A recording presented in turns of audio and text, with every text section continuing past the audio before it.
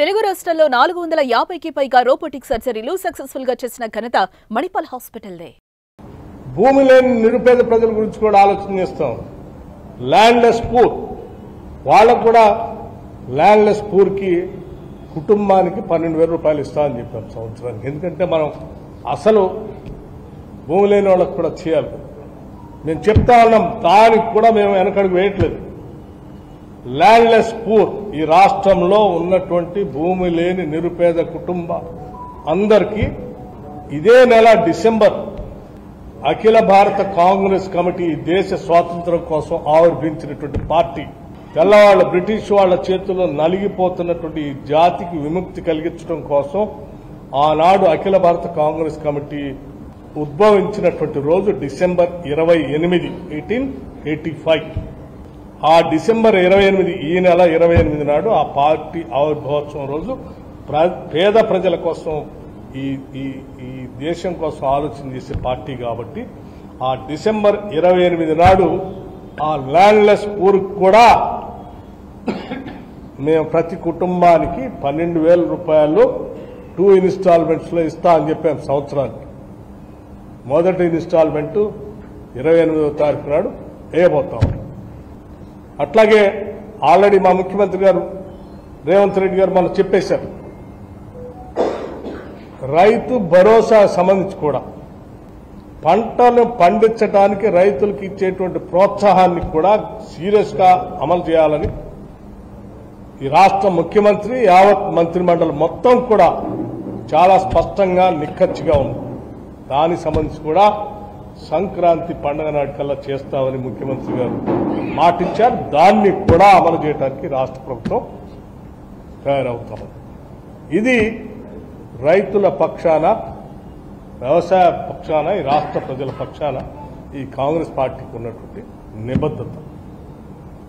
మీలాగా గాలి మాటలు మాట్లాడి ఉన్నది లేనట్టు లేనిది ఉన్నట్టు భ్రమలు కల్పించి ప్రజలను మభ్యపెట్టి పోవాలనే ఆలోచనలు లేవు.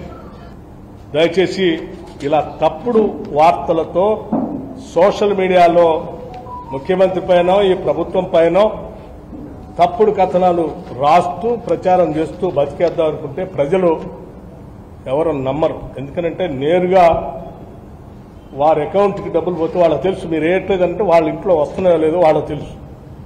మీరు ఉద్యోగాలు వేయట్లేదంటే వాళ్ళకి తెలుసు.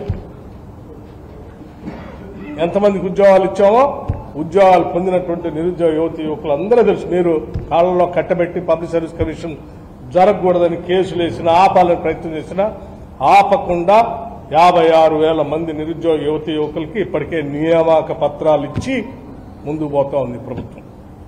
అట్లాగే ఇందిరమ్మ ఇళ్లకు సంబంధించి ఇంకొక 22,500 కోట్ల రూపాయల బడ్జెట్తో ప్రతి శాసనసభ నియోజకవర్గంలో ఈ సంవత్సరం, ఈ ఆర్థిక సంవత్సరంలోనే 3,500 ఇళ్లు తగ్గకుండా, ఇంటికి 5 లక్షలు తగ్గకుండా శాంక్షన్ చేసే కార్యక్రమాన్ని కూడా మొదలుపెట్టాం. 22,500 కోట్ల రూపాయలు. ఇవన్నీ ప్రజల కోసం మేము చేసే కార్యక్రమాలు. ఈ వాస్తవాలు మీ ద్వారా రాష్ట్ర ప్రజలకు తెలియాలన్నటువంటి ఆలోచనతో ఈరోజు మీ మధ్య కూర్చొని ఈ వాస్తవ విషయాలన్నీ చెప్పాను. దయచేసి వాస్తవాల్ని వాస్తవాలుగా ప్రజలందరికీ అందిస్తారని నేను ఆశిస్తూ ముగిస్తా ఉన్నాను. నమస్కారం.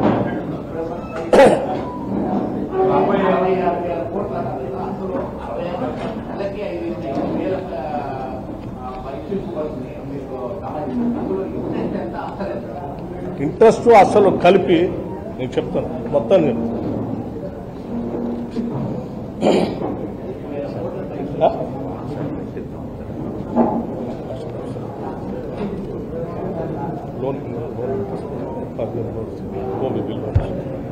మీకు 21,000 కోట్ల రూపాయలు ఆఫ్ బడ్జెట్ బారోయింగ్స్ మీద తీసుకున్నటువంటి కట్టింది 21,300 రూపాయలు. ప్రిన్సిపల్ అమౌంట్ ఇప్పటివరకు కట్టింది 17,091 కోట్లు. FRVM లోన్స్ మీద ఇంట్రెస్ట్ కట్టింది 28,314 కోట్లు. బారోడ్ అమౌంట్ మీకు చెప్పాను, అంటే లోన్స్ మీద కట్టినటువంటి ఇంట్రెస్ట్ 28,314 కోట్లు, ప్రిన్సిపల్ అమౌంట్ 17,091 కోట్లు, ఆఫ్ బడ్జెట్ బారోయింగ్స్ మీద కట్టింది 21,316 కోట్లు, మొత్తం కలిపితే 66,722 కోట్లు. Okay brother, thank you. సంక్షేమ హాస్టల్లో ఈ ఏడాది 53 మంది విద్యార్థులు చనిపోయారు. సంక్షేమ బాట పట్టిన బస్సులు పిక్నిక్ పర్యటనలాగా ఉందని బీఆర్ఎస్ నేతలు విమర్శిస్తున్నారు. మిత్రమా, నేను ఎప్పటివరకు చెప్పిన సమాచారం అంతా మీరు వినుంటే చెప్తున్నాను కదా.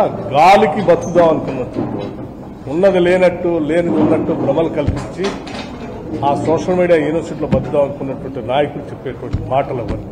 అందుకోసమే నిన్న రాష్ట్రం అంతా ఒక్కటే సార్, నాట్ ఓన్లీ విద్యార్థులు, ఈవెన్ తల్లిదండ్రులు కూడా, పేరెంట్స్, మీడియాతో సహా అన్ని స్కూల్స్లో జరిగిన వాస్తవాలు నేను అంతా చూసి ఉంటాను.